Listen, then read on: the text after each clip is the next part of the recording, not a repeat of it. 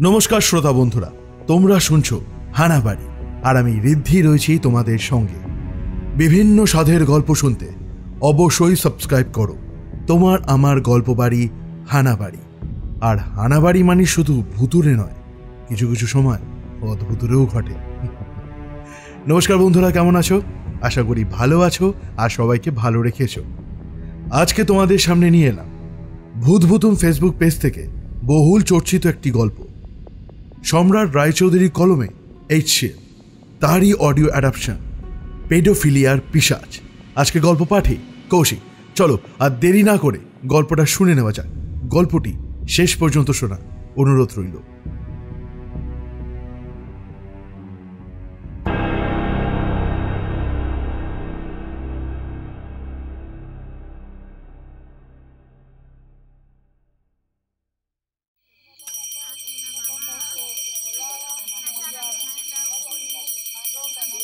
সন্ধেবেলায় ঘরে ধূপধুনো দিচ্ছিলাম, সেই সময় দিদি এসে বলল, অমর কাকু এসেছেন। ভদ্রলোক মাঝে মাঝেই আসেন, তবে ইদানিং মাসখানেক আসেননি। ভদ্রলোককে আমার বেশ ভালো লাগে, অতি অমায়িক, সজ্জন এবং পরোপকারী। আমাদের বয়সের যথেষ্ট পার্থক্য থাকা সত্ত্বেও আমাদের বন্ধুত্ব আটকায়নি। ওনাকে বসার ঘরে বসতে বলে সন্ধ্যা আহ্নিক সেরে বসার ঘরে গেলাম। আমাকে দেখে একটু হাসলেন, কিন্তু দেখে মনে হলো যেন কষ্ট করেই হাসলেন। চেহারাটাও যেন চোখে পড়ার মতো খারাপ লাগলো। কি শরীর টরীর খারাপ হলো নাকি? প্রত্যুত্তরে উনি যেটা বললেন তার জন্য খুব একটা প্রস্তুত ছিলাম না। আচ্ছা, এই পুজো অর্চনা করে ধূপধুনো দিয়ে কি সত্যিই কিছু হয়? অবাক হলাম বই কি, কারণ ভদ্রলোক সকাল বিকেল নিজেও পুজো করেন, যথেষ্ট নিষ্ঠাবান ব্রাহ্মণ। তার মুখে এরকম কথা শোনাটা খানিকটা অপ্রত্যাশিতই বটে। হঠাৎ এরকম প্রশ্ন? না মানে আমি এমনিই জানতে চাইছিলাম। পরিষ্কার বুঝতে পারলাম যে ভদ্রলোক কিছু লুকোতে চাইছেন, কিন্তু নিজে থেকে কেউ কিছু না বললে সেটা জোর করে জানতে চাওয়া অভদ্রতা। তাই চুপ করেই রইলাম। ভদ্রলোকও চুপ করেই আছেন। একটু পরে জিজ্ঞেস করলেন, আচ্ছা, তুমি কি অতি প্রাকৃতিতে বিশ্বাস করো? আমার অবাক হওয়ার পালা আরো বাড়ল।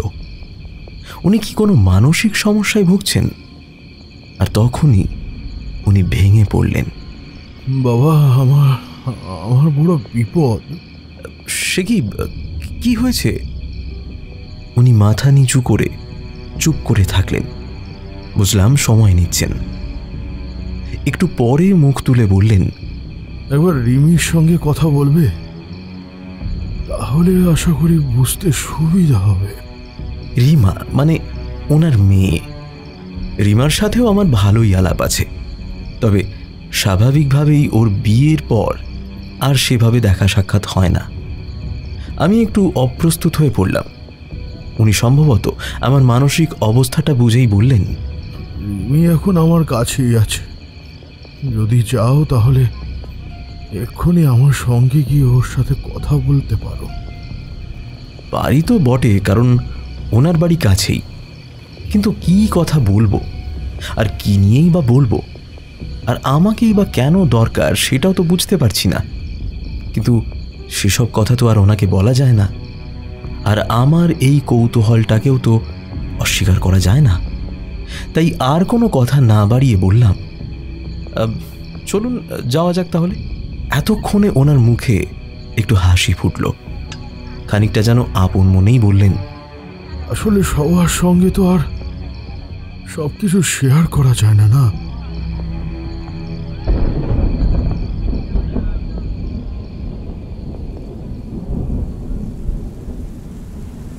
7 দিন ধরে তাপপ্রবাহ চলার পর অবশেষে বৃষ্টি নেমেছে, কিন্তু রিমার মুখে কোনো রকম স্বস্তির চিহ্ন দেখতে পেলাম না।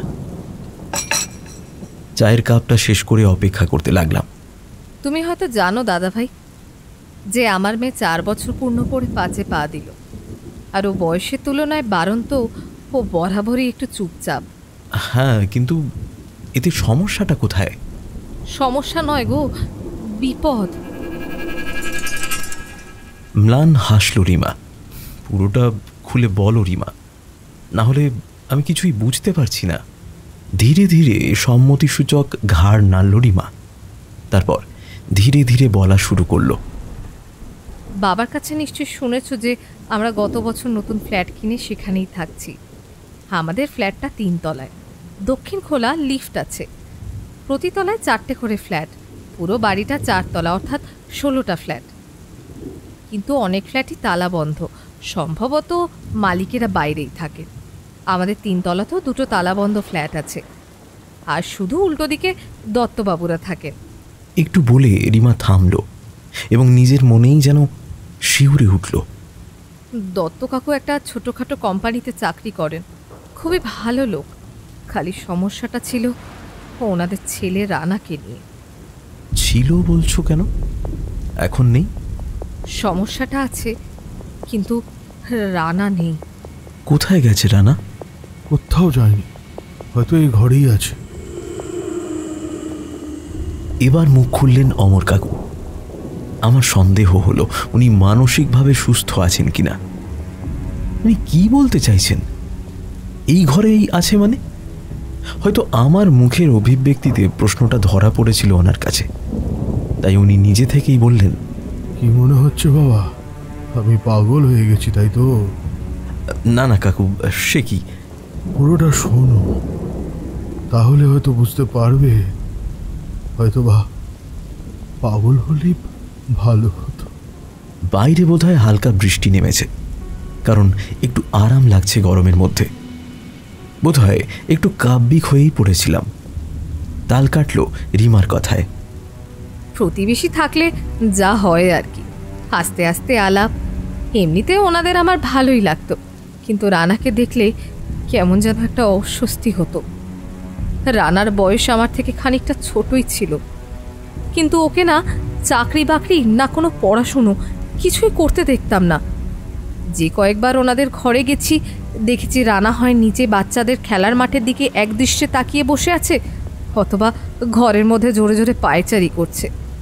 একটা যুবক সারাক্ষণ ধরে বসে থাকে, ব্যাপারটা খানিকটা অদ্ভুত। তবুও ওদের একান্তই ব্যক্তিগত ব্যাপার, তাই কিছু আর জিজ্ঞেস করিনি। খালি একটু অস্বস্তি হতো যদি আমার মেয়ের সঙ্গে থাকতো, কারণ রানার তাকানোটা আমার মেয়ের দিকে কেমন যেন একটা অদ্ভুত মনে হতো। বাইরে বৃষ্টিটা একটু বেড়েছে। জানলা দিয়ে বৃষ্টি দেখতে দেখতে রিমা যেন আবারও শিউরে উঠল। ওর ওই বারবার শিউরে ওঠা দেখতে দেখতে বুঝতে পারছি যে কোথাও কোনো রহস্য লুকিয়ে আছে, আর আমারও কৌতূহলটা যেন লাফিয়ে লাফিয়ে বাড়ছে। সেই দিন কিসের যেন একটা ছুটি ছিল। আমার বর জিৎ সেদিন বাড়িতেই ছিল। কাজের লোক দেরিতে আসবে বলে বাইরের দরজাটা খুলে রেখেছি। আমি রান্নাঘরে ব্যস্ত। হঠাৎ দেখি দরজায় ধাক্কা। গিয়ে দেখি দত্ত কাকিমা মেয়ের হাত ধরে দাঁড়িয়ে আছেন। একটু অভিযোগের সুরেই বললেন, মেয়ের দিকে একটু খেয়াল রাখবে, যখন তখন আমাদের বাড়িতে চলে যায় তো, আমরাও কাজে ব্যস্ত থাকি। আমি অত্যন্ত অপমানিত বোধ করলাম। অতটুকু বাচ্চা বোধহয় দরজা খোলা পেয়ে ওদের বাড়িতে চলে গিয়েছিল, আর ওনাদের এই ব্যবহারটাও অত্যন্ত অপ্রত্যাশিত। জিতও শুনতে পেয়েছিল ঘর থেকে, এবং স্বাভাবিকভাবেই ওরও কথাটা একেবারে ভালো লাগেনি। গম্ভীর গলায় বলল, মেয়েকে দেখে রাখতে পারো না? যেন সব দোষ আমার। আমি ওর কথা না বলে ঘরে ঢুকে গেলাম। এরপরে আর ওদের বাড়ি যাইনি। একবার দুবার সিঁড়িতে দেখা হয়েছিল, কোনোভাবে পাশ কাটিয়ে গেছি।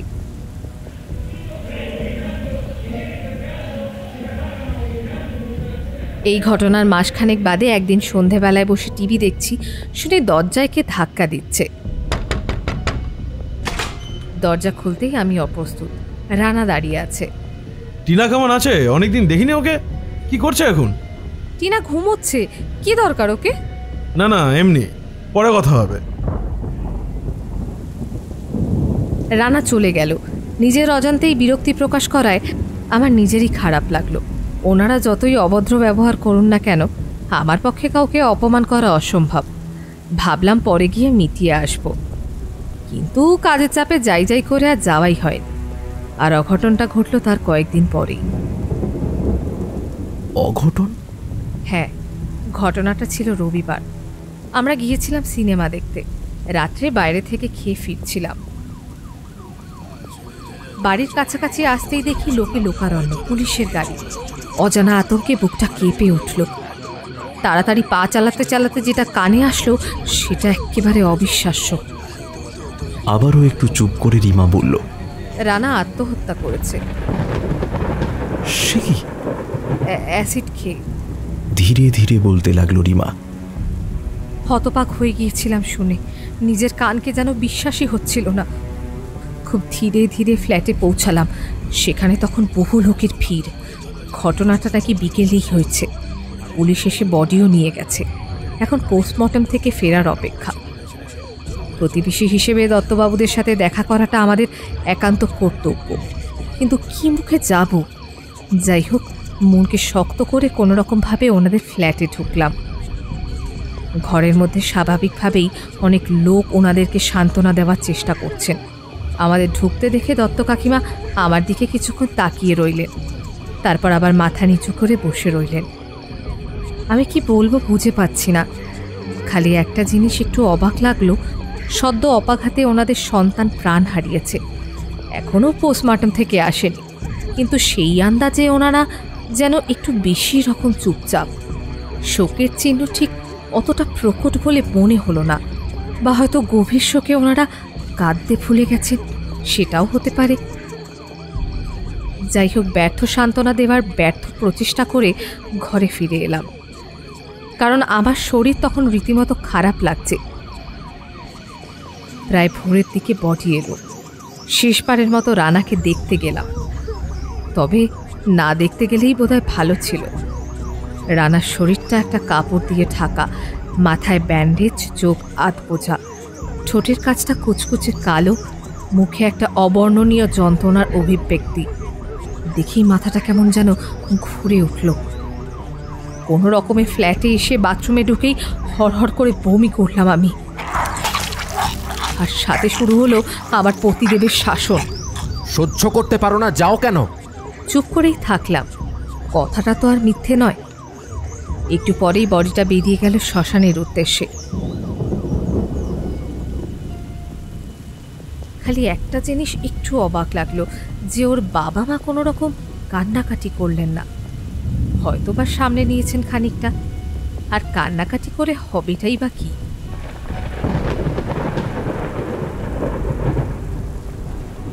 পরের দিন ওই রকম পরিবেশ থেকে রেহাই পাওয়ার জন্য বাপের বাড়ি চলে এসেছিলাম। ও এখান থেকেই অফিস করত, আর মেয়েকে আমি স্কুলে পাঠাইনি। দিন সাথে ছিলাম, তারপর ফিরে গিয়েছিলাম। ততদিনে রানার পরলৌকিক কাজকর্ম মিটে গিয়েছিল। অপঘাতে মৃত্যু তো, 3 দিনের মাথায় শ্রাদ্ধ হয়েছিল। ফিরে গিয়ে অনিচ্ছা সত্ত্বেও প্রতিবেশীর কর্তব্য হিসেবে ওনাদের ফ্ল্যাটে গিয়েছিলাম।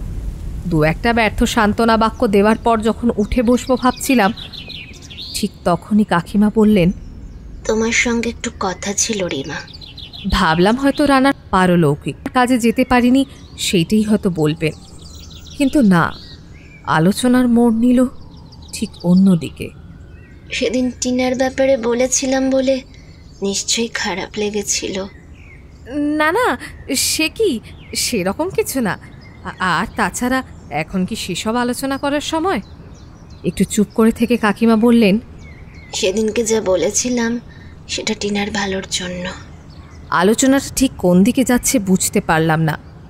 এই কথারই বা কি উত্তর দেব আমি? আমরা এখান থেকে চলে যাব, হয়তো আমার ভাইয়ের কাছেই যাব, সম্ভবত আর আসবো না। ফ্ল্যাটটার একটা বন্দোবস্ত করতে হবে অবশ্য। ভদ্রমহিলা একটু চুপ করে রইলেন। ভদ্রলোক দেখলাম উসখুস করছেন। একটু পরেই উঠে গেলেন তিনি। কতগুলো কথা তোমাকে বলার আছে, না বললে হয়তো অপরাধ বোধে ভুগবো। তোমরা নতুন এসেছো, রানার সম্বন্ধে হয়তো কিছু জানো না, কিন্তু এ পাড়ার অনেকেই জানে। ভদ্রমহিলা দেখলাম আমার দিকে পূর্ণাঙ্গ দৃষ্টিতে তাকিয়ে রয়েছেন। আমার কেমন যেন অস্বস্তি লাগলো। রানা ছোটবেলা থেকেই পড়াশোনায় ভালো ছিল, ক্লাসে ফার্স্ট বা সেকেন্ড হতো, কিন্তু কিশোর বয়স থেকেই এক মনোবিকার রোগে আক্রান্ত। ভদ্রমহিলা একেবারে চুপ করে গেলেন, যেন মনে হচ্ছিল ঝড়ের আগের পূর্বাভাস। কি হয়েছিল কাকিমা? পেডোফিলিয়া। আতঙ্কে আমি কাঠ হয়ে গেলাম, সাথে গাটা ঘিন ঘিন করে উঠল। মানে মানে বাচ্চাদের সাথে? হ্যাঁ, ব্যাপারটা আমরা লক্ষ্য করি ওর 14-15 বছর বয়স থেকে। দিনকে দিন রোগটা বাড়তে থাকে। পাড়ার থেকে কয়েকবার অভিযোগও আসে। আগে তো এখানে আমরা থাকতাম না, আমরা থাকতাম জামশেদপুরে। ওখানে একবার পুলিশি ঝামেলাও হয়েছিল। মূলত ওর কারণেই ওখান থেকে চলে আসা। এখানে আসার পর চিকিৎসাও শুরু করি, কিন্তু ফল মেলে না। এখানেও একবার সন্দেহের বশে মার খেয়েছিল বাইরের লোকের হাতে। ভালো ছাত্র হওয়ার সুবাদে এখানে একটা স্কুলে বিজ্ঞান বিভাগে কাজও পেয়েছিল, কিন্তু সম্ভবত সেই কারণেই চাকরিটা চলে যায়। স্কুল কর্তৃপক্ষ বদনামের ভয়ে ব্যাপারটা ধামাচাপা দিয়েছিল। এবার আশা করি বুঝতে পারছো তো সেদিন কেন তোমাকে টিনার ব্যাপারে ওইভাবে বলেছিলাম।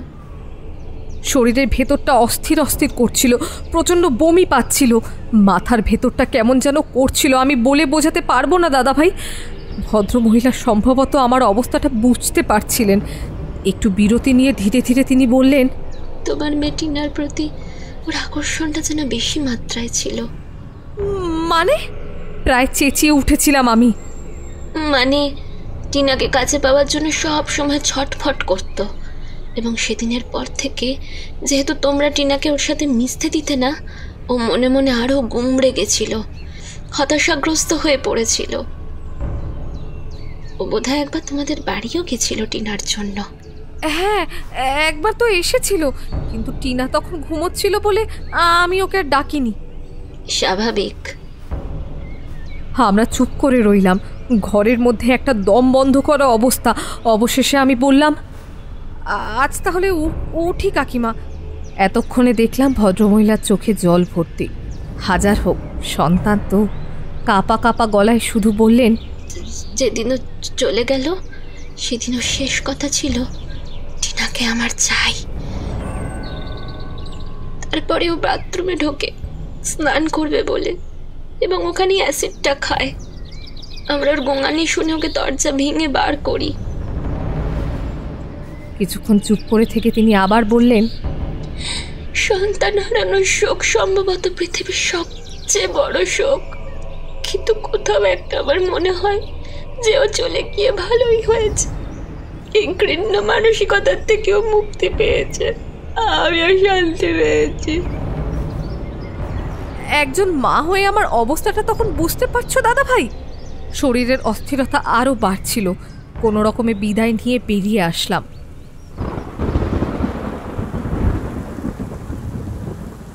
প্রায় সপ্তাহখানেক লেগেছিল এই ঘোর কাটাতে।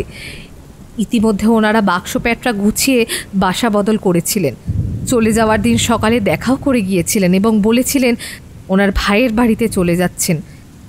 ভেবেছিলাম সব কিছু আস্তে আস্তে স্বাভাবিক হয়ে যাচ্ছে, কিন্তু তারপরেই শুরু হলো ঘটনার ঘন ঘটা। কি হলো তারপর? দাঁড়াও দাদা ভাই, একটু চা বানিয়ে আনি। এতক্ষণে খেয়াল হলো রাত্রি অনেক হয়েছে। ঘড়ির কাঁটায় প্রায় 10টা। তাড়াতাড়ি লজ্জিত স্বরেই বলে উঠলাম, না না আজ থাক, বরং কাল শুনব। বলেই উঠে পড়লাম। ওদের বিদায় জানিয়ে বাড়ি ঢুকলাম, কিন্তু মন ছটফট করছে বাকি কাহিনী শোনার জন্য।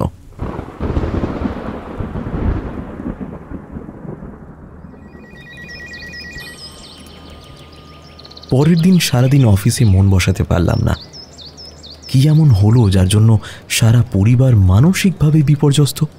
তাড়াতাড়ি অফিস থেকে ফিরে কোনো রকমে মুখ হাত ধুয়ে একটু খেয়ে নিয়েই নিজে থেকেই চলে গেলাম ওদের বাড়িতে। কৌতূহল অতি বিষম বস্তু। এতদিন প্রবাদটা শুধু শুনেছিলাম, আজ হাড়ে হাড়ে উপলব্ধি করছি। টুকিটাকি দু একটা কথার পরে রিমা আবার শুরু করলো তার কাহিনী। সেদিন মেয়েকে স্কুল থেকে নিয়ে ফিরছি। বেলা ওই 2টো নাগাদ হবে তখন। লিফটটা 3 তলায় ওঠার সামান্য আগে দাঁড়িয়ে গেল, সম্ভবত কোনো যান্ত্রিক ত্রুটির জন্য। আমি সুইচগুলো পরপর টিপে যাচ্ছি যদি কিছু হয়। সে এক অদ্ভুত অবস্থা। আমার নিজের ফ্ল্যাট দেখতে পাচ্ছি, কিন্তু লিফট থেকে বেরোতে পারছি না। হঠাৎ বেশ জোরে একটা আওয়াজ হলো, অনেকটা যেন হাত থেকে বালতি পড়ে গেলে যেমন হয় ঠিক সেরকম। কিন্তু এই মুহূর্তে তো আমাদের ফ্লোরে কেউ নেই। ভাবলাম মনের ভুল, কিন্তু পরক্ষণেই আবার সেই আওয়াজ। এবার একটু আস্তে, আওয়াজটা মনে হলো দত্ত কাকুদের ফ্ল্যাটের ভেতর থেকে আসছে। মনে হতেই কেমন যেন অস্বস্তি চেপে বসলো। ভয়ের কোনো কারণ নেই দুপুরবেলা, কিন্তু অস্বস্তিটা যাচ্ছে না। আর ঠিক তখনই আওয়াজটা আরও একবার আসলো, কিন্তু একটু অন্যরকম। এবার যেন বালতিটা কেউ টেনে টেনে ঘরের মধ্যে দিয়ে নিয়ে যাচ্ছে। আর এবার আমি নিশ্চিত হলাম যে আওয়াজটা দত্ত কাকুদের ফ্ল্যাটের ভেতর থেকেই আসছে। আর সাথে সাথেই মনের মধ্যে এক আতঙ্ক চেপে বসলো। ফ্ল্যাটে তো কেউ নেই, তবে দ্রুত আমি মনের মধ্যে দুর্গানাম জপ করতে লাগলাম। আর তখনই লিফট চালু হলো এবং দরজাটা খুলে গেল। তড়িঘড়ি করে মেয়েকে নিয়ে নিজের ফ্ল্যাটের মধ্যে ঢুকলাম। এই বলে রিমা থামল। আমি বললাম, হয়তোবা তোমার মনের ভুল। ভুল হলে তো ভালোই হতো, আর ভুল তো একবারই হয়, তাই না? আরও কিছু ঘটেছে? এ তো সবই শুরু। তারপর শোনো, ফ্ল্যাটে ঢুকে তাড়াতাড়ি বরকে ফোন করলাম চলে আসার জন্য। একটু পরে ও চলেও আসলো। জিজ্ঞাসা করলো কি হয়েছে। আমি বললাম। শুনে তো ও একচোট হাসলো, বলল কোথাকার কোন আওয়াজ, আমি জোর করে ওরকম ভাবছি। সব বিষয়ে তর্ক চলে না। আমি চুপ করেই রইলাম, কিন্তু আমি নিশ্চিত ছিলাম আওয়াজটা ওদের ঘর থেকেই এসেছে। আমার মনকে সান্ত্বনা দিলাম যে হয়তো ঘরের মধ্যে ইঁদুর এসেছে, তাই ওরকম আওয়াজ হচ্ছিল। কিন্তু পরক্ষণে নিজের মনকে প্রশ্ন করলাম, ইঁদুর কি ওরকম আওয়াজ করতে পারে? যাই হোক, এইভাবে প্রায় 2 সপ্তাহ কেটে গেল। এর মধ্যে আর সেরকম কিছুই ঘটেনি। আমি ধীরে ধীরে ঘটনাটা ভুলতে বসেছিলাম। বসেছিলাম বলছো কেন? 5-6 দিন ধরে আমার মেয়ের শরীরটা ভালো যাচ্ছিল না। রাত্রের দিকে জ্বর আসছিল, দিনের বেলায় কমলেও নিস্তেজ থাকতো। ডাক্তার দেখিয়ে ওষুধও খাওয়াচ্ছি, কিন্তু খুব একটা ভালো ফল পাচ্ছি না। সেদিন আমার ননদ এসেছিল, ওর সাথে মেয়ের ব্যাপারে কথা বলছিলাম। তখন সন্ধে হয়ে এসেছে। হঠাৎ ঘরের মধ্যে অ্যাসিডের গন্ধ ভেসে এলো। আমার মধ্যে এক অজানা ভয়ের স্রোত বইতে লাগলো। গন্ধটা ক্রমশ জোরালো হয়ে উঠছে, যেন মনে হচ্ছে ঘরের মধ্যে কেউ বাথরুম পরিষ্কার করার অ্যাসিড ঢেলে দিয়েছে। একা থাকলে হয়তো ভাবতাম মনের ভুল, আমার ননদও সেই গন্ধটা পেয়েছিল। কথাটা প্রথমে ওই বলল, কি অ্যাসিডের গন্ধ আসছে রে, এরপরে তো দম বন্ধ হয়ে যাবে। অথচ ঘরের সব দরজা জানলা বন্ধ, এসি চলছে। দেয়ালে একটা মা কালীর ক্যালেন্ডার ঝুলছিল। আমি দৌড়ে গিয়ে মায়ের পায়ে মাথা ঠেকিয়ে প্রণাম করলাম এবং মনে মনে প্রার্থনা করলাম যে মা রক্ষা করো, এবং ফল পেলাম হাতে নাতে। অদ্ভুতভাবে গন্ধটা যেমনভাবে এসেছিল ঠিক তেমনইভাবে আস্তে আস্তে কমে গেল।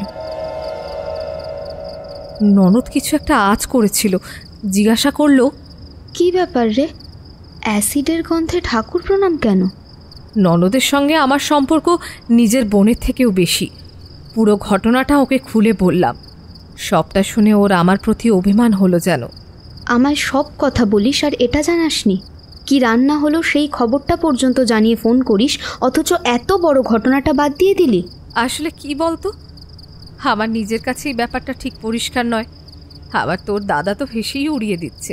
ওর কথা বাদ দে।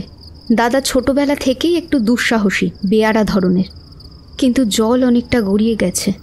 এর একটা বিহিত করতেই হবে। জল গড়িয়েছে মানে? রানা আমাদের টিনাকে এত সহজে ছাড়বে না। এ কি বলছিস তুই? ঠিকই বলছি। একটা দুরারোগ্য মানসিক ব্যাধিতে একজন লোক ওরকম কষ্টদায়ক মৃত্যুবরণ করে নিল শুধুমাত্র তোর মেয়েকে কাছে না পাওয়ার জন্য। আর তোর মনে হয় যে সে ওকে এত সহজে ছেড়ে দেবে? আমি তো আতঙ্কে হতবাক। গলার কাছে একটা কান্না যেন গুমড়ে গুমড়ে উঠছে। তাহলে এখনো উপায়? দাঁড়া, আমি দেখছি। আমাদের বাড়িতে যিনি পুজো করেন, কালকে তার সাথে কথা বলবো। আশা করি একটা উপায় ঠিক বেরোবে। ননদের বাড়িতে গৃহদেবীর নিত্য পূজার জন্য একজন ঠাকুরমশাই আসেন। তাকে আমিও দেখেছি, দেখে মনে হয় সাত্ত্বিক ব্রাহ্মণ, ভক্তি আসে। ওর কথা শুনে মনে একটু ভরসা জাগলো। একটু পরেই ননদ চলে গেল, ওর বাড়ি কাছেই। সেই রাতটা ভয়ে ভয়ে কাটালাম। না, কোনো কিছুই হয়নি। পরের দিন সন্ধেবেলায় ননদ হাঁপাতে হাঁপাতে এলো এবং এসেই বলল, মায়ের পুজোর ফুল মাদুলিতে ভরা আছে, ঠাকুরমশাই একটু আগেই আমাকে দিয়ে গেলেন, এক্ষুনি টিনার হাতে বেঁধে দে। বলতে যতটুকু সময় আমি তড়িঘড়ি করে টিনার হাতে মাদুলিটা বেঁধে দিলাম। তবে তবে তবে কি? ঠাকুরমশাই বললেন বেশ কিছুটা দেরি হয়ে গেছে। এক অশুভ অপকারী আত্মার রেশ 3 রাত্রির বেশি সময় ধরে টিনার কাছে আছে। এখন ওকে সরানো একটু কঠিন। তাহলে এখন উপায়? চিন্তা করিস না, মাদুলি তো আছে। ঠাকুরমশাই বলেছেন সামনের সপ্তাহে এই বাড়িতে একটা চণ্ডী পাঠ করবেন। তুই দাদার সঙ্গে কথা বলে ফাইনাল কর। ফাইনাল ফাইনাল এখনই বলে দিলাম। কথা তোর দাদার সঙ্গে আমি অবশ্যই বলবো, কিন্তু এটা ফাইনাল। রাত্রে খেতে বসে বরকে বললাম, ও শুনেই বলল, মাদুলি অবধি ঠিক আছে, কিন্তু চণ্ডীপাঠ করতে আসা মানে ওনার টাকা কামানোর ধান্দা। তোমার মেয়ের থেকে টাকার মূল্য বেশি হলো? আরে ধর, তোমাকে ঠাকুরমশাই যা বোঝাচ্ছেন তুমিও তাই বুঝছো, আর বনুটাও হয়েছে। তুমি যা ভালো বোঝো করো। কথা আমি আর বাড়ালাম না। চণ্ডীপাঠ যে করব সেটা আগে থেকেই ঠিক করে নিয়েছি। সেদিন রাত থেকেই মেয়ের জ্বর কমে গেল এবং পরের দিন সকালে সে সম্পূর্ণ সুস্থ। বুঝলাম ঠাকুরমশায়ের প্রসাদী ফুলে কাজ হয়েছে। মা হিসেবে স্বাভাবিকভাবে আমার মন আনন্দে উৎফুল্ল হয়ে উঠল। এরপর দিন 3 খুব ভালোই কাটল। চতুর্থ দিন সকালবেলায় ননদ ফোন করলো। হ্যালো, হ্যাঁ রে বল, কেমন আছিস? ভালো আছি রে, তোর মেয়ে কেমন আছে? এখন একদম ভালো। তুই না থাকলে যে আমার কি হতো। না না, সেরকম কিছুই না, সবই ওপরওয়ালার হাতে। কিন্তু একটা তো উপলক্ষ লাগেই বল। যাই হোক, চণ্ডীপাঠ কত দূর রে? সেটা জানানোর জন্যই তো তোকে ফোন করেছি। একটা খারাপ খবর আছে। খারাপ খবর? হ্যাঁ, আমাদের ঠাকুরমশাই, উনি মারা গেছেন। সে কি রে, কিভাবে? স্ট্রোক হয়ে পড়ে গিয়েছিলেন বাথরুমের মধ্যে, দরজা ভেঙে বের করতে হয়েছিল। ওনার বাড়ির লোকের কাছে শুনলাম ওনার মুখ দেখে মনে হচ্ছিল কিছু একটা দেখে ভয় পেয়েছেন। তোকে মাদুলিটা দেওয়ার পরের দিন থেকে উনি আসছিলেন না। প্রথমে ভেবেছিলাম শরীর খারাপ, পরে ফোন করতে সব জানতে পারলাম। হ্যালো হ্যালো, শুনতে পাচ্ছিস তুই? আমি সত্যিই তখন শুনতে পাচ্ছি না। 3টে দিন কাটলো না মেয়েকে মাদুলি দেওয়ার পর থেকে। সেই বাথরুমের দরজা ভেঙে বার করা এতটা কাকতালীয় হতে পারে না। মায়ের আশীর্বাদী ফুলের জন্য এই যাত্রা বিপদটা ওর ওপর থেকে বেচারা ঠাকুরমশাইয়ের ওপর পড়ল। কিন্তু এভাবে কতদিন ঠেকানো যাবে? ননদকে ফোনটা রাখতে বলে তড়িঘড়ি করে বরকে সবটা বললাম। ভেবেছিলাম ও হেসে উড়িয়ে দেবে, কিন্তু আমি অবাক হয়ে দেখলাম এই প্রথমবারের মতো ও সিরিয়াস। নিজে থেকেই বলল, দেখি একবার দত্তবাবুদের সঙ্গে কথা বলে কোনো উপায় বেরোয় কিনা। ভাগ্যিস ফোন নাম্বারটা রেখেছিলাম, এখন পেলে হয়। ভাগ্য ভালো, ফোন নাম্বারটা আমি পেয়ে গেলাম। তখনই ফোন করলাম সেই ভদ্রমহিলাকে, বললাম একটু দেখা করতে চাই। উনি এক বাক্যে আসতে বলে ঠিকানাটা দিয়ে দিলেন আমাকে। ঠিকানাটা খুব একটা দূর নয়, ঘন্টা 2 মধ্যেই পৌঁছানো যাবে। মেয়েকে আমার এক বন্ধুর বাড়িতে রেখে আধ ঘন্টার মধ্যে তৈরি হয়ে রওনা দিলাম। ঠিকানা খুঁজে পেতে খুব একটা অসুবিধা হলো না। একবার কলিং বেল টিপতেই দরজা খুললেন ভদ্রলোক। স্বাস্থ্য একেবারেই ভেঙে পড়েছে। ইশারায় আমাদের ঘরের মধ্যে আসতে বললেন। আসার পর একটু অস্বস্তি হচ্ছে যে কিভাবে শুরু করব। ঘরের মধ্যে ঢুকে দেখলাম ভদ্রমহিলা শুয়ে আছেন, একেবারে প্রায় বিছানার সঙ্গে মিশে গিয়েছেন। সন্তান হারানোর কি শোক, সেটা একমাত্র যার হয়েছে সেই বোঝে। ভদ্রলোক ইশারায় বসতে বলে আস্তে আস্তে পাশের ঘরে চলে গেলেন। ভাবছিলাম কি বলবো, তার আগেই ভদ্রমহিলা নিজেই বললেন, আমি জানতাম তোমরা আসবে। আমি আর বর একে অপরের মুখের দিকে চাইলাম। কিভাবে জানতেন? ভদ্রমহিলা একটা দীর্ঘ নিঃশ্বাস নিলেন, ধীরে ধীরে বললেন, রানা তোমাদের পিছু ছাড়েনি তো? ঘরের মধ্যে বাজ পড়লেও বোধহয় এত চমকে উঠতাম না। আপনারা কিভাবে জানলেন? আমরা তো কাউকে এ বিষয়ে কিছু বলিনি। আবার কিছুক্ষণ নীরবতা, তারপর মুখ খুললেন। রানা চলে যাবার পর ওকে বেশ কয়েকবার দেখেছি। তোমাদের ঘরের সামনে দাঁড়িয়ে আছে। চোখের পলক পড়তে যতক্ষণ লাগে ততটা সময়ের জন্যই দেখেছি, কিন্তু মায়ের চোখ তো সন্তানকে ভুল করে না। দুজনেই পাথরের মতো বসে রইলাম। সম্বিত ফিরল পাশ থেকে ভদ্রলোকের আওয়াজ পেয়ে। অন্ত্যেষ্টিক্রিয়া।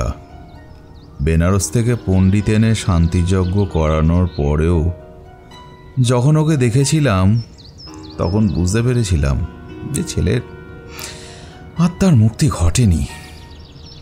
ভেবেছিলাম গয়ায় গিয়ে পিণ্ডদান করে যদি হতভাগা মুক্তি পায়। আমাদের দুজনেরই বয়স হয়ে গেছে, আমরা নিজেরা যেতে পারবো না বলে একজন পুরোহিত মশাইকেও ঠিক করেছিলাম যাওয়ার জন্যে। ভদ্রলোক নিঃশ্বাস নেওয়ার জন্য থামলেন। জিৎ জিজ্ঞেস করলো, উনি কি গিয়েছিলেন? ভদ্রলোক অর্থবহ চোখে তাকিয়ে থাকলেন।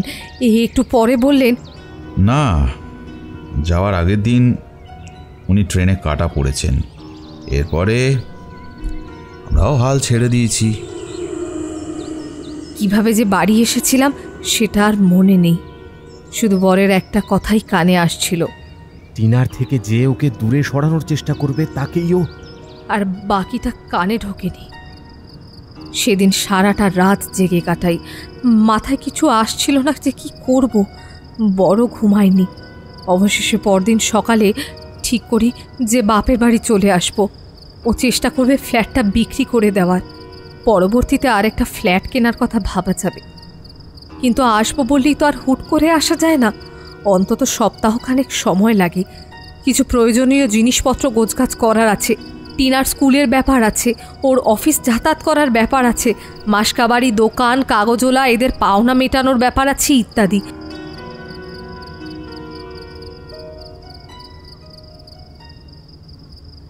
তো এইসব করতে করতে আরও 3টে দিন চলে গেল। সে তারিখটা আমার এখনও মনে আছে, 23শে জুলাই। রানা চলে যাওয়ার ঠিক 3 মাস, অর্থাৎ 23শে এপ্রিল দুর্ঘটনাটা ঘটে। সেদিন রাত্রিবেলায় টিনাকে খাইয়ে ঘুম পাড়িয়ে আমরা দুজনে খেতে বসেছি। টেবিলে বসে খেতে খেতে হঠাৎ বরের পায়ে কিছু একটা লাগে। ও নিচু হয়ে কুড়িয়ে যখন আমাকে দেখায়, মুহূর্তের জন্য আমার চারপাশে সব কিছু যেন দুলে ওঠে। সেই তাবিজটা কখন যেন ওর হাত থেকে খুলে পড়ে গেছে। আর এই মুহূর্তে ও ঘরে একা। আমরা দুজনেই পরিস্থিতিটা অনুধাবন করতে পেরে দুজনেই খাওয়ার টেবিল থেকে ছিটকে উঠে ঘরের দিকে দৌড়তে লাগলাম। ঘরের দরজার কাছে গিয়ে থমকে দাঁড়ালাম। নাইট ল্যাম্পের মৃদু আলোয় স্পষ্ট দেখলাম টিনা বিছানায় শুয়ে আছে এবং পায়ের কাছে আবছা ধোঁয়াময় একটা শরীর দাঁড়িয়ে আছে। অবয়বটা যে রানার সেটা না বললেও চলে।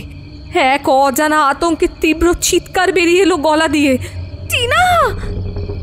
আর পর মুহূর্তেই লোডশেডিং। ঠিক তখনই বর পাশে এসে দাঁড়িয়ে হনুমান চালিসা পাঠ শুরু করে। जय हनुमान ज्ञान गुण सागर, जय कपीश तिहु लोक उजागर, राम दूत अतुलित बल धामा, अंजनी पुत्र पवन सुत नामा, महावीर विक्रम बजरंगी, कुमति निवार सुमति के संगी, कंचन बरन विराज सुवेशा, कानन कुंडल कुंचित केसा। এর পরম মুহূর্তে কারেন্ট চলে আসে। ঘর তখন ফাঁকা, কেউ কোথাও নেই। আমরা সেই রাতে কোনো রকমে তালা লাগিয়ে এখানে চলে আসি। এই বলে রিমা থামল। নেহাত সান্ত্বনা দিতে হয় তাই বললাম, ভালোই করেছো, এবার ফ্ল্যাটটা বিক্রি করতে হবে। বলতে হয় বললাম, কিন্তু নিজের কাছেই গলাটা কেমন যেন দুর্বল শোনালো। কিছুক্ষণ চুপ করে থাকলো রিমা, তারপর ধীরে ধীরে উপহাসের স্বরে বলল, ভালো, গত পরশুদিন মেয়ের জন্মদিন ছিল, কিন্তু মানসিক যা অবস্থা তাতে জন্মদিন পালন করার কোনো মানসিকতাই আমাদের ছিল না। কিন্তু মেয়ে আবদার করেছিল বলে সামান্য একটু পায়েস করেছিলাম, আর বাবা একটা ক্যাডবেরি কিনে এনেছিল। সন্ধেবেলায় ঠাকুরকে ধূপধুনো দিচ্ছিলাম আর টিনা ক্যাডবেরিটা খাচ্ছিল। প্রথমে আমি কিছু বুঝতে পারিনি, কিন্তু একটু পরে আমার কেমন যেন মনে হয়, কারণ ও ক্যাডবেরিটা নিয়ে ঠায় আয়নার সামনে বসেছিল। আমি ধীরে ধীরে ধূপটা নিয়ে ওর পেছন দিকে যাই। দেখি ও এক দৃষ্টে নিজের প্রতিবিম্বের দিকে তাকিয়ে আছে, ঠিক যেভাবে রানা আমার মেয়ের দিকে তাকিয়ে থাকতো।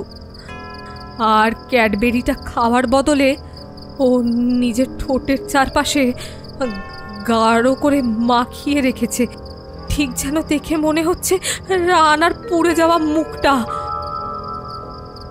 আমার সম্পূর্ণ শরীর অসাড় হয়ে গিয়েছিল। সম্ভবত আমার অজান্তেই আমার হাতের ধূপের ছাইটা ওর গায়ে পড়েছিল, আর তাতেই ও সম্বিত ফিরে পায়। পরে যখন ওকে জিজ্ঞাসা করলাম, তখনও কিছুই মনে করতে পারল না যে ও ঠিক কি করছিল। এবার বলো দাদা ভাই, আমরা কি করব? কিভাবে এর থেকে মুক্তি পাব? সত্যি কথা বলতে কি, এর প্রতিকার আমার জানা নেই, কিন্তু এ কথা তো ওদেরকে বলা যায় না। খালি আবছা মনে হচ্ছে যে গুগলে বোধহয় একটা প্যারানর্মাল সোসাইটির ঠিকানা দেখেছিলাম আমাদের অঞ্চলের কাছাকাছি। বাড়ি গিয়ে গুগলে খুঁজতে হবে। সত্যি ওইটুকু বাচ্চার কি বিপদ। দু এক কথা বলে আপাতত বিদায় নিয়ে বাড়ির দরজা খুলে ঢোকা মাত্রই অ্যাসিডের তীব্র গন্ধ নাকে ধাক্কা মারল। ঘরের মধ্যে ঢুকে অ্যাসিডের গন্ধটা পাওয়া মাত্র শিরদাঁড়া দিয়ে যেন বরফ গলা জল নেমে গেল। জোরে জোরে গায়ত্রী মন্ত্র জপ করা শুরু করলাম। ওম ভূর্ভুবঃ স্বাহ তৎসবিতুর্বরেণ্যং ভর্গোদেবস্য ধীমহি ধিয়ো यो নঃ প্রচোদয়াৎ। ওম ভূর্ভুবঃ স্বাহ তৎসবিতুর্বরেণ্যং ভর্গোদেবস্য ধীমহি ধিয়ো यो নঃ। ধীরে ধীরে গন্ধটা কমে আসছে, কিন্তু এই অতৃপ্ত আত্মা আমার পেছনে ধাওয়া করলো কেন? কেনই বা আমি তার লক্ষ্য হলাম? কিছু বুঝতে পারছি না। শুধু এইটুকু বুঝলাম যে আমি দুবেলা পুজো করি, গায়ত্রী মন্ত্র আমার কণ্ঠস্থ, আমি পৈতেধারী ব্রাহ্মণ। তা সত্ত্বেও আমি কত চরম বিপদের সম্মুখীন। আর বেচারি ওই ছোট্ট টিনা প্রতিনিয়ত কি দুর্বিষহ জীবনযাপন করছে, এবং ওকে ঘিরে এক চরম অনিশ্চয়তার মধ্যে দিন কাটাচ্ছে ওর পরিবার। এর শেষ করতেই হবে। তাতে হয়তো আমার নিজের জীবন বিপন্ন হতে পারে, কিন্তু শেষ না দেখে আমি ছাড়ব না। সে রাত্রে বাড়িতে আমার খাওয়া তো মাথায় উঠল। সারা রাত আলো জেলে ঘরে বসে রইলাম। শেষ রাতের দিকে চোখ লেগে গিয়েছিল। ভোরের সূর্য চোখে পড়াতেই ঘুম ভেঙে গেল, আর আমার প্রশ্নের উত্তর আমি পেয়ে গেলাম। যেহেতু গতকাল ওদের বলেছিলাম যে আমি প্যারানর্মাল সোসাইটির খোঁজ করব, সেই মুহূর্ত থেকে আমি রানার টার্গেট। মানে আমাদের প্রতিটি কথা ও শুনেছে। যেহেতু আমি চেষ্টা করছি টিনা আর রানার মাঝখানে কিছু করার, তাই ও খেপে উঠেছে। কিন্তু কিভাবে এই ঘৃণ্য জীবের হাত থেকে টিনার মুক্তি সম্ভব? কিভাবে কিভাবে? ল্যাপটপ খুলে প্যারানর্মাল সোসাইটির সম্পর্কে যেগুলো দেখলাম, সেটা আমার মনে খুব একটা আশা জাগালো না। অধিকাংশই অন্য শহরে অবস্থিত। এই পরিস্থিতিতে অত দূরে যাওয়া সম্ভব নয়। আর একটা দুটো যা আছে তাতে দেখলাম তারা বলতে পারবে যে আত্মা আছে কি নেই, কিন্তু মুক্তির কোনো উপায় তারা বলতে পারবে না। তাহলে এখন উপায়? চা খেতে খেতে পুরো ঘটনাটা দিদিকে বললাম। এমনকি প্যারানর্মাল সোসাইটির কথাও বাদ দিলাম না। তাহলে কি করবি এখন? সেটাই তো বুঝতে পারছি না। কোথাও কোনো আলোর চিহ্ন দেখছি না। একবার তোর জামাইবাবুর গুরুমায়ের সঙ্গে কথা বলতে পারিস, যদি কিছু হয়। এই গুরুমায়ের সম্বন্ধে আমি আগে শুনেছিলাম। উনি বোধহয় স্কুলে শিক্ষকতা করতেন, পরে ছেড়ে দিয়ে নৈনিতাল না মুসৌরি কোথায় যেন সাধনা করতে চলে গেছিলেন। কিছু বছর পরে ফিরে নিজের সম্পত্তি বিক্রি করে ধার দেনা করে অনাথ আশ্রম খোলেন, সাধন ভজন করেন। গুটি কয়েক শিষ্যও আছে। যার মধ্যে জামাইবাবু একজন। শুনে স্বাভাবিকভাবেই খুব একটা ভরসা আসেনি, কিন্তু ডুবন্ত মানুষ খড়কুটো ধরে বাঁচতে চায়, তাই জামাইবাবুকে বললাম যে উনি থাকবেন কিনা সেটা জেনে নিতে। জামাইবাবু বলল যে উনি সারা রাত আশ্রম ছেড়ে কোথাও যান না। জামাইবাবুর কাছ থেকে ঠিকানা জোগাড় করে সেই দিনই রওনা দিলাম, আর জামাইবাবুকে বলে গেলাম যে আমি যে যাচ্ছি সেই খবরটা ওনাকে একটু ফোন করে জানিয়ে দিতে। যাওয়ার আগে রিমাকে জিজ্ঞেস করলাম যে ওর বর জিৎ যেতে পারবে কিনা। জিৎ শুনে এক কথায় রাজি। দুজনে মিলে ওর ছোট্ট 4 চাকা করে রওনা হলাম। কিন্তু এই যাত্রা যে এত সহজে হবে না, এটা আমার দূরতম কল্পনাতেও আসেনি। যাওয়ার সময় রাস্তার পাশে একটা ছোট্ট ধাবায় চা জলখাবার খেতে নেমেছিলাম। রাস্তার পাশে সবেমাত্র সাইড করে গাড়ি থেকে নেমেছি, অপর দিক থেকে একটা গাড়ি সজোরে এসে ধাক্কা মারল আমাদের গাড়িতে।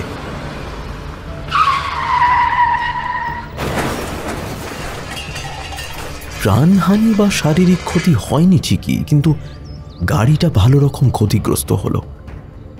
ঝামেলা সামলে, থানা পুলিশ সামলে স্থানীয় একটা গ্যারেজে গাড়ি জমা করে বেরোতে বেরোতে প্রায় বিকেল। অর্থাৎ এখানেও অশুভ প্রেতের ছায়া।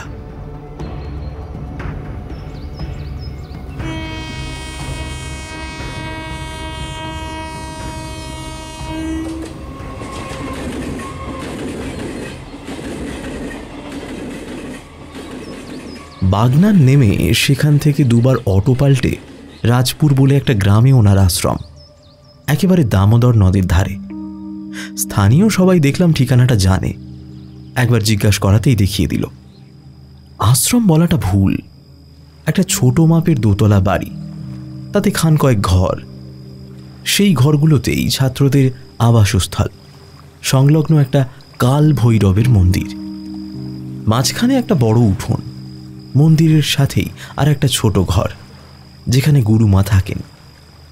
যখন পৌঁছলাম তখন বেশ রাত হয়েছে, গ্রামের দিকে তো আরও রাত, কিন্তু উনি আমাদের জন্য অপেক্ষা করছিলেন। ভেবেছিলাম হয়তো গেরুয়া বসন বা মাথায় জটা ইত্যাদি থাকবে, কিন্তু দেখলাম ওসবের কোনো বালাই নেই। অতি সাধারণ শাড়ি পরা, মুখে একটা স্নিগ্ধ ভাব। ওনার আতিথেয়তার তুলনা নেই। নিজে হাতে চা বানিয়ে দিলেন। হাত মুখ ধুয়ে চা খেতে খেতে সমস্তটা বললাম, কোনো কিছু বাদ দিলাম না। এমনকি আসার পথের ঝামেলাও অবধি সবটাই বললাম। সব শুনে বেশ কিছুক্ষণ চুপ করে থাকলেন, তারপর বললেন, আপনারা রাতের খাওয়া দাওয়া করে নিন, অনেকটাই ধকল গেছে, আজ বিশ্রাম করুন, কাল সকালে কথা হবে। আর হ্যাঁ, আপনারা আজ আমার ঘরেই থাকুন, আমি অন্য কোনো ঘরে থাকবো না হয়। না না, সে কি, আমাদের জন্য আপনি কেন কষ্ট করবেন? সেরকম হলে না হয় আমরা কোনো হোটেলে চলে যাব। প্রথমত হোটেলে যাওয়ার কোনো গাড়ি এখন পাওয়া মুশকিল, আর দ্বিতীয়ত যেটা বলছি সেটা শুনুন। গলায় যেন খানিকটা আদেশের সুর। আমি আপনাদের জন্য রাতের পোশাক পাঠিয়ে দিচ্ছি। একটু অসুবিধা হবে, কিন্তু মানিয়ে নিন। অসুবিধার কোনো প্রশ্নই আসে না। বাড়িতে ফোন করে জানিয়ে দিলাম উনি যেটা আমাদের জন্য করছেন সেটা অনেক, কিন্তু যেই জন্যে আসা সেটা নিয়ে কিছুমাত্র উচ্চবাচ্য করলেন না দেখে মনটা একটু খুঁতখুঁতে রয়ে গেল। বিশেষ করে জিৎ একটু বেশি উতলা, আর সেটাই তো স্বাভাবিক, সন্তানটা তো ওর। একটু পরেই রাতের খাবার আসলো, অতি সাধারণ নিরামিষ খাবার। সারাদিনের মানসিক এবং শারীরিক ধকল শেষে কোনো রকমে খেয়ে শুতে পারলেই বাঁচি। আমাদের খাবার সময় আগাগোড়া উনি সামনে বসেছিলেন। একটা দুটো মামুলি কথার শেষে শুধু একটা কথা বলে গেলেন, ঘরের সাথেই লাগোয়া বাথরুম আছে, দরকারে ওখানেই যাবেন, কিন্তু কোনো পরিস্থিতিতেই এই চত্বর ছেড়ে বাইরে যাবেন না। কারণটা ঠিক বোধগম্য হলো না। জিতেরও দেখলাম সেই একই অবস্থা। এই সাবধানবাণী কি কোনো চুরি ছিনতাই বা অসামাজিক কাজের জন্য নাকি? কিন্তু সেই ভয় তো এখানেও আছে।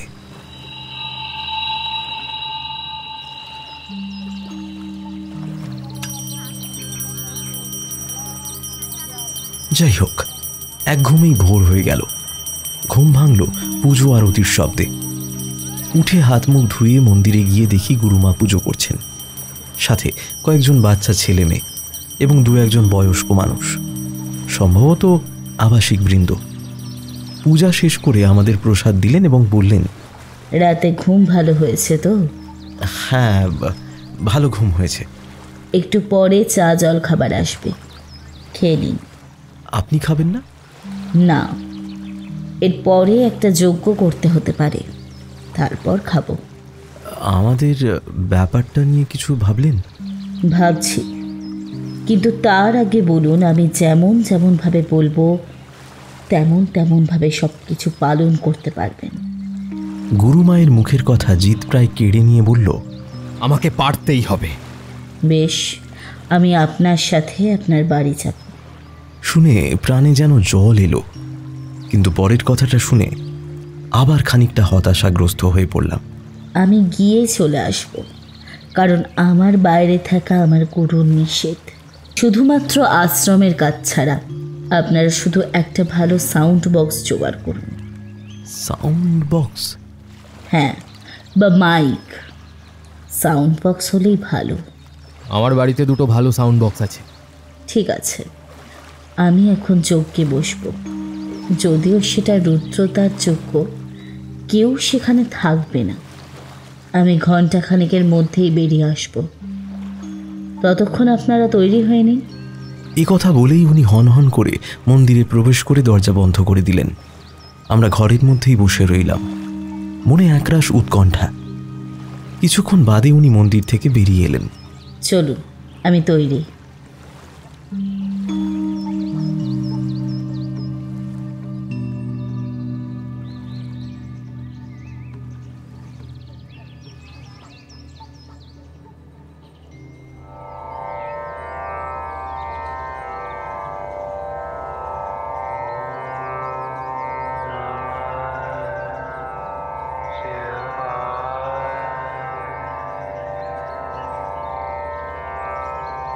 আমরা সবাই মিলে রিমাদের বসার ঘরে উপস্থিত। আমি, রিমা, জিৎ, অমর কাকু ও গুরুমা। টিনা পাশের ঘরে খেলছে। গুরুমার কথা মতো জিতের সাউন্ড বক্সটা গুরুমার সামনে রাখা আছে। গুরুমার নির্দেশ মতো জিৎ ইউটিউবে শিব স্তোত্রম চালিয়ে দিয়েছে। সাউন্ড বক্সে এত জোরে বাজছে যে মনে হচ্ছে কানের পর্দা ফেটে যাবে। এরকম অবস্থায় গুরুমা প্রথমে মুখ খুললেন। আমি জানি যে এত জোরে আওয়াজের মধ্যে আমাদের কথা বলতে অসুবিধা হবে, কিন্তু এটাই একমাত্র উপায়। কারণ আমি আপনাদের কাছ থেকেই জানতে পেরেছি যে যদি কেউ এই বিকৃত মনস্ক আত্মা আর টিনার মাঝখানে আসার কোনো রকম আলোচনা করে, সে বিপদের সম্মুখীন হয় এবং সেই চেষ্টা ব্যর্থ হয়। অর্থাৎ সেই প্রেতাত্মা সেখানেই থাকে এবং সব কিছু সে শোনে। তাই আমি এই শিব স্তোত্র এত জোরে চালিয়ে দিয়েছি যাতে এই পবিত্র আওয়াজ যত দূর যাবে তত দূরের মধ্যে এই দূষিত আত্মা প্রবেশ করতে পারবে না, আর আমাদের আলোচনাও তার কর্ণগোচর হবে না। এইটুকু বলে গুরুমা দম নেওয়ার জন্য থামলেন। আমরা অধীরাগ্রহে অপেক্ষা করতে থাকলাম তার পরবর্তী পদক্ষেপ শোনার জন্য। গুরুমা আবার শুরু করলেন। আমি টিনার গাত্র বন্ধন করে মাধুলি বেঁধে দেব, যে মাধুলি যজ্ঞ দ্বারা বিশেষভাবে নির্মিত। আর আমি মন্ত্রপ্রুত গঙ্গা জল নিয়ে এসেছি, সেটাই আত্মার গায়ে ছুঁড়ে দিতে হবে। আত্মার গায়ে মানে? রানার আত্মা যখন আসবে তখন। কিভাবে আসবে? প্ল্যানচেট? না, ব্যাপারটা অত সহজ না। প্রথমত, রানার আত্মা আমাদেরকে ছেড়ে যায়নি, আর দ্বিতীয়ত যখন প্ল্যানচেট করা হবে তখনও বুঝেই নেবে যে কি করতে আমরা ডাকছি। সুতরাং সেদিক দিয়ে কোনো সম্ভাবনাই নেই। গুরুমা আমাদের প্রত্যেকের মুখের দিকে একবার তাকালেন। কানে তালা লাগানো শিব স্তোত্রম যেন মনে হচ্ছে আস্তে আস্তে। উত্তেজনা একেবারে চরমে। ঠিক কি বলতে চাইছেন গুরুমা? নরখাদক বাঘ শিকার করার জন্য শিকারী যেমন সামনে একটা নিরীহ পশুকে টোপ হিসাবে রাখে? এক্ষেত্রেও সেটাই করতে হবে আমাদের। তবে এক্ষেত্রে শিকারী এবং টোপ দুটোই হবে টিনা। আমি কি ভুল শুনলাম? বোধহয় না, কারণ বাকিদের অবস্থাও ঠিক আমারই মতো, হতভম্ব, বাকরুদ্ধ। ঠিক কি বলতে চাইছেন? অমর কাকুর গলায় অসহিষ্ণুতার ছাপ সুস্পষ্ট। ধীর, অবিচল, গম্ভীর গলায় গুরুমা বললেন, টিনা থাকবে রানার ফ্ল্যাটে রাতে, সম্পূর্ণ একা, যেখানে রানা আত্মহত্যা করেছিল। আর সেখানেই রানা নিশ্চিন্তে আসবে ওর কাছে, আর সেখানেই ওকে ধ্বংস করতে হবে। অসম্ভব! প্রায় একই সঙ্গে চিৎকার করে বলে উঠল জিৎ ও রিমা।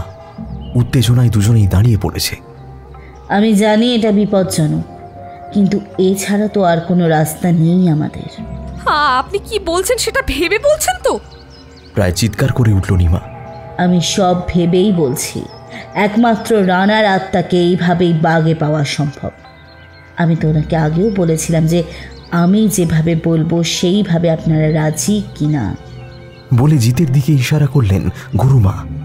হ্যাঁ, কিন্তু তা বলে এরকম আর কোনো উপায় নেই?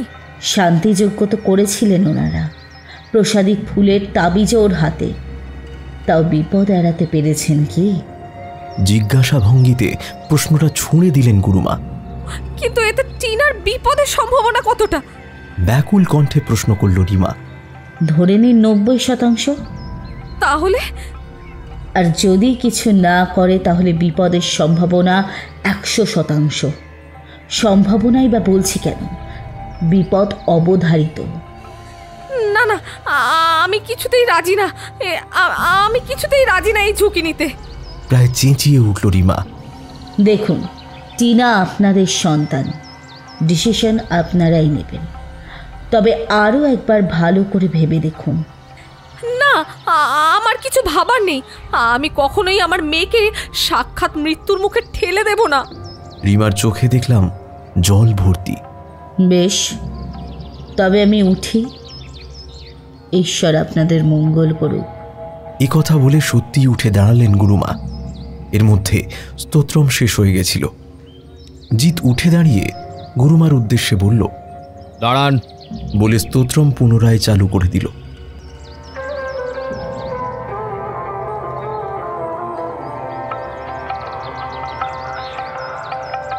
জিতের মুখ দেখলাম থমথম করছে। আপনি যা বলছেন তাই হবে। কি বলছো তুমি? আরো জোরে চিৎকার করে বলে উঠল রিমা। ঠিকই বলেছি, কারণ এইভাবে দিনের পর দিন বেঁচে থাকা যায় না। তুমি একটু ঠান্ডা মাথায় ভাবো। অমর কাকু দেখলাম নীরবে সম্মতি সূচকভাবে ঘাড় নাড়ছেন। রিমা দেখলাম রীতিমতো কাঁদছে। গুরুমা এগিয়ে এসে রিমাকে আলতো করে জড়িয়ে ধরলেন। টিনা আমারও সন্তানের মতোই, আমিও সন্তানের প্রতিপালন করি। হয়তো রক্তের সম্পর্কে না, কিন্তু সন্তান তো।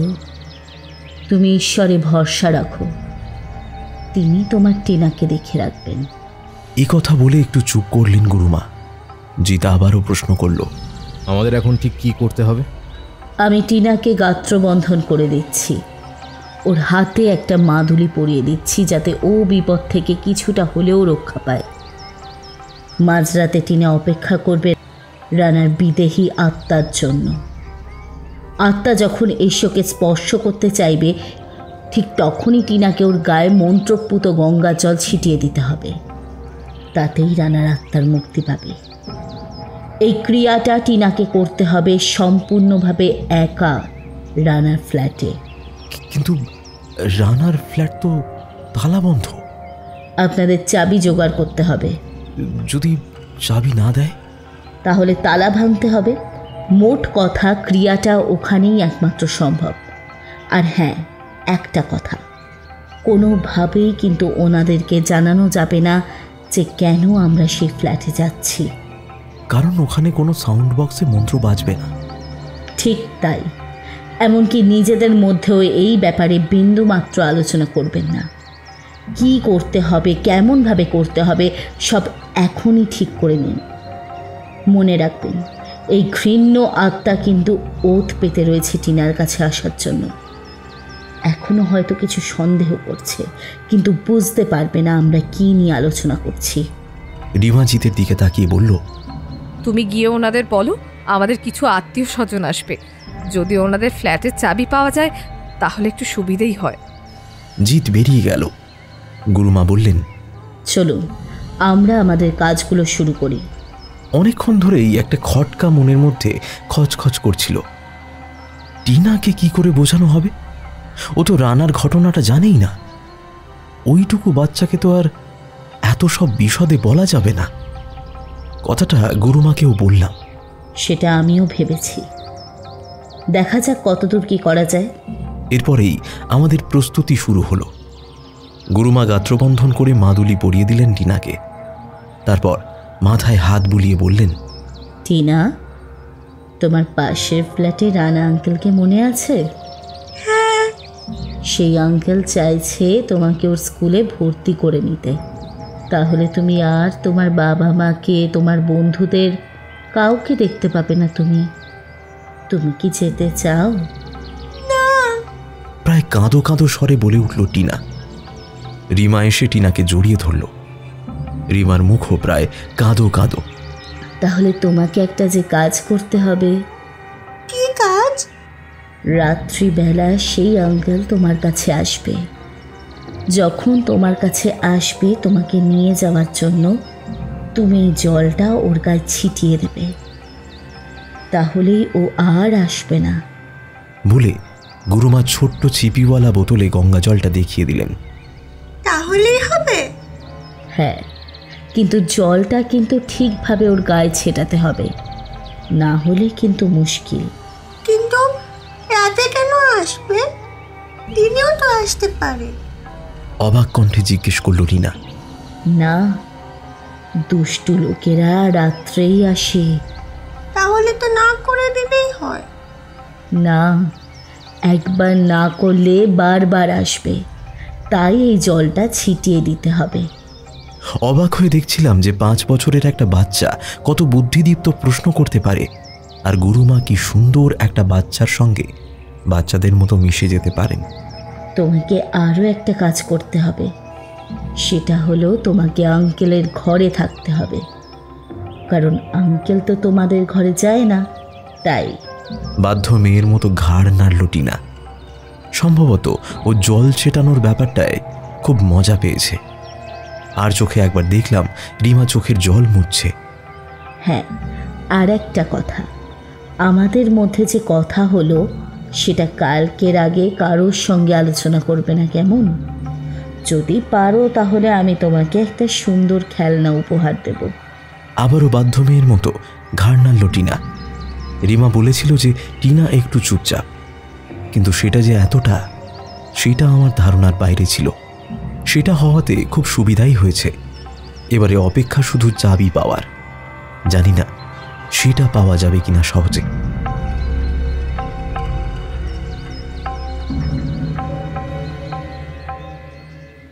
না, চাবি নিয়ে কোনো সমস্যা হয়নি। ওনারা এক বাক্যেই চাবি দিয়ে দিয়েছেন। ওনারা কিছু জানতেও চাননি। সেটাই স্বাভাবিক, কারণ যাদের ছেলেই নেই তারা আর চাবি দিয়ে কী বা করবে। বিকেলের মধ্যে পৌঁছে গেলাম ওদের ফ্ল্যাটে। সাউন্ড বক্সে মন্ত্রপাঠ বন্ধ হয়েছে অনেকক্ষণ, কিন্তু তারপর থেকে কানটা যেন কীরকম একটা করছে। কারণ তারপর থেকে আমরা প্রায় কেউই কোনো কথা বলিনি। শুধু রিমা টিনাকে একেবারেই কাজ ছাড়া করছে না। গুরুমা সব কিছু ভালো করে দেখে শুনে বিদায় নিয়েছেন। আমরা এক ভীষণ যুদ্ধের জন্য প্রস্তুতি নিচ্ছি। রিমা এক মনে প্রার্থনা করে চলেছে। সন্ধ্যাবেলায় টিনাকে জোর করে ঘুম পাড়িয়ে দেওয়া হলো, যাতে ও রাতটা জাগতে কম কষ্ট হয়। রাত্রে টিনাকে অল্প খাওয়ানো হলো যাতে ও ঘুমিয়ে না পড়ে। একটা ফ্লাস্কে গরম কফি করে দেওয়া হয়েছে, যাতে ও কিছুক্ষণ পর পর সেটা খেয়ে জেগে থাকতে পারে। টিনাও খুব খুশি, কারণ বাড়িতে ওর মা ওকে কফি খেতে দেয় না। ইতিমধ্যে রিমার ননদ এসে পড়েছে। নির্দিষ্ট সময় গুরুমার নির্দেশ মতো আমি, জিৎ ও টিনা অভিশপ্ত ফ্ল্যাটে ঢুকলাম। রিমা ওর ননদ আর অমর কাকু রিমাদের ফ্ল্যাটে রয়ে গেলেন। আমি আর জিৎ একটা ঘরে, টিনা আর একটা ঘরে। দুটো ঘর মুখোমুখি। এই ঘর থেকে ওই ঘর স্পষ্ট দেখা যায়। আমাদের ঘরের আলো সম্পূর্ণ নেভানো। টিনার ঘরে একটা হালকা নাইট ল্যাম্প জ্বলছে। আমরা ঘুমোনোর ভান করে শুয়ে আছি। টিনা মোবাইলে গেম খেলছে। পাশেই ছোট্ট প্লাস্টিকের শিশিটা, যেটা টিপলেই ছোট্ট পিচকিরির মতো জল বেরোবে। কিন্তু ও সেটা পারবে তো? সময় যেন আর কাটছে না। ধীরে ধীরে রাত গভীর হলো। মাঝখানেই জিৎ একবার দেখে আসলো যে ঘুমিয়ে পড়েছে কিনা। কিন্তু আজকালকার বাচ্চা মোবাইল পেলে কি আর ঘুমোতে চায়? আর আজকেই যে আমাদের প্ল্যান সার্থক হবে এর তো কোনো নিশ্চয়তা নেই। কিন্তু এভাবে টিনা কত রাত জাগবে? আমরাই বা কতদিন অন্তহীন অপেক্ষা করব? এইসব যখন ভাবছি ঠিক তখনই অ্যাসিডের হালকা গন্ধ ভেসে এলো। আর সাথে সাথেই আমার প্রতিটা ইন্দ্রিয় সজাগ হয়ে উঠল। অনুভব করলাম জিৎ আমার হাতটা শক্ত করে চেপে ধরেছে। টিনা এখনো মোবাইলে ব্যস্ত। ধীরে ধীরে গন্ধটা ক্রমশ উগ্র হচ্ছে। টিনা একবার চোখ তুলে তাকালো। বোধহয় গন্ধটা ও পেয়েছে, কিন্তু কাউকে দেখতে না পেয়ে আবার ও মোবাইলে মন দিল। আমি আর জিৎ মরার মতো পড়ে রয়েছি খাটে। দেখলাম ধীরে ধীরে একটা আবছা অবয়ব সৃষ্টি হচ্ছে টিনার পাশে। জিৎ আমার হাতটা এত জোরে খামচে ধরল যে আরেকটু হলেই আমার গলা দিয়ে আওয়াজ বেরিয়ে যাচ্ছিল। বুঝতে অসুবিধা হলো না যে ও ছায়াটা দেখতে পেয়েছে এবং বুঝতে পেরেছে যে ছায়াটা কার। এবার টিনা ধীরে ধীরে মুখ তুলে তাকালো। ঘরের মধ্যে নাইট ল্যাম্প জ্বলায়। টিনা হয়তো পরিষ্কার বুঝতে পারছে না ওই ভয়ঙ্কর অবয়ব। বোধহয় ওই রহস্যময় অবয়ব এবং উগ্র অ্যাসিডের গন্ধে টিনার চোখ মুখ কুঁচকে গেছে। আবার নিজের হৃৎপিণ্ডর শব্দ আমি নিজেই শুনতে পাচ্ছি। এত জোরে হচ্ছে যে খালি মনে হচ্ছে পাশের ঘরে এই শব্দ চলে না যায়। ওই ভয়ঙ্কর অবয়ব ধীরে ধীরে টিনার উপর প্রায় ঝুঁকে পড়ল। সমস্ত পৃথিবী যেন আমার চোখের সামনে দুলছে। ইহলোক পরলোক সমস্ত সীমারেখা যেন মুছে একাকার। আমি কে, কোথায়, কি আমার অস্তিত্ব, কোনো কিছুই যেন মাথায় আসছে না। সামনে শুধু টিনা ও এক ঘৃণ্য জীব। ক্ষণিকের জন্য মনে হলো টিনা যেন সামান্য নড়ল, সম্ভবত শিশিটা নেওয়ার জন্য, এবং মুহূর্তেই টিনার হাতটা উঠে আসলো ওই বিভীষিকার দিকে।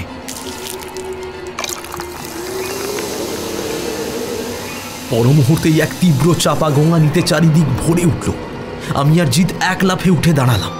দেখলাম ওই অবয়ব যেন গুঁড়ো গুঁড়ো হয়ে ভেঙে পড়ে বাতাসে মিলিয়ে যাচ্ছে।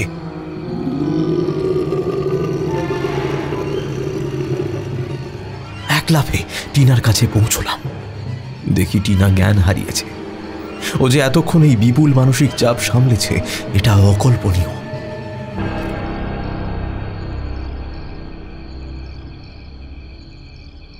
ততক্ষণে পাশের ফ্ল্যাট থেকে রিমা, ওর ননদ এবং অমর কাকু ছুটে এসেছেন। অবাক হয়ে লক্ষ্য করলাম যে অ্যাসিডের গন্ধ তো উবে গেছেই এবং ঘরটার পরিবেশ কেমন যেন হালকা হালকা লাগছে। রিমা পাগলের মতো টিনার চোখে মুখে জল দিচ্ছে এবং কাঁদছে। কিছুক্ষণের মধ্যেই টিনার জ্ঞান ফিরে এলো। রিমা প্রথমেই ওকে এক গ্লাস গরম দুধ খাইয়ে দিল। খাবার পরই প্রথম প্রশ্ন করল, আঙ্কেল চলে গেছে? ঠিক তখন জানলা দিয়ে ভোরের প্রথম আলো প্রবেশ করলো। আমরা প্রায় একই সঙ্গে সবাই জবাব দিলাম, হ্যাঁ, চলে গেছে বরাবরের মতো। দূর থেকে কোনো মন্দিরের ভোরবেলার পুজো আরতির শব্দ ভেসে আসলো।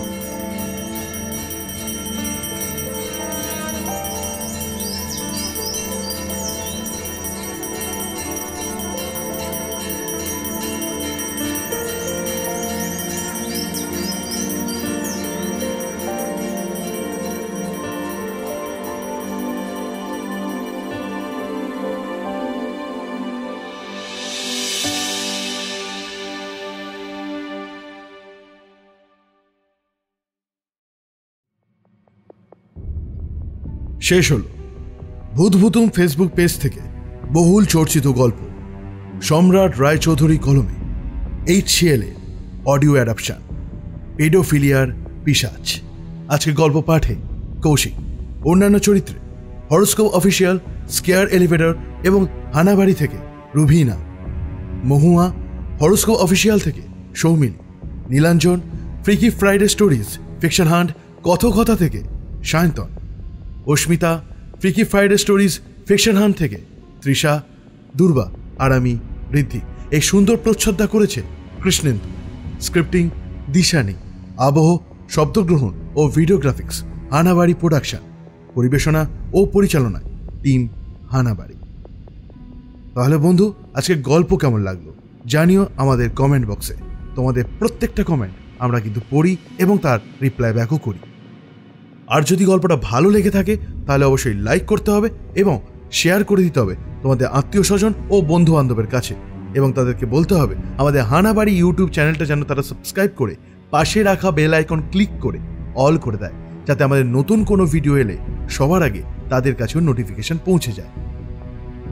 বন্ধুরা, হানাবাড়ি অর্গানাইজ করতে চলেছে গল্প লেখা প্রতিযোগিতা। এই প্রতিযোগিতা খুব তাড়াতাড়ি শুরু হতে চলেছে। এই প্রতিযোগিতা সম্বন্ধে জানতে গেলে আমাদের ইউটিউব কমিউনিটি পোস্ট এবং আমাদের ফেসবুক পেজটাও ফলো করতে হবে।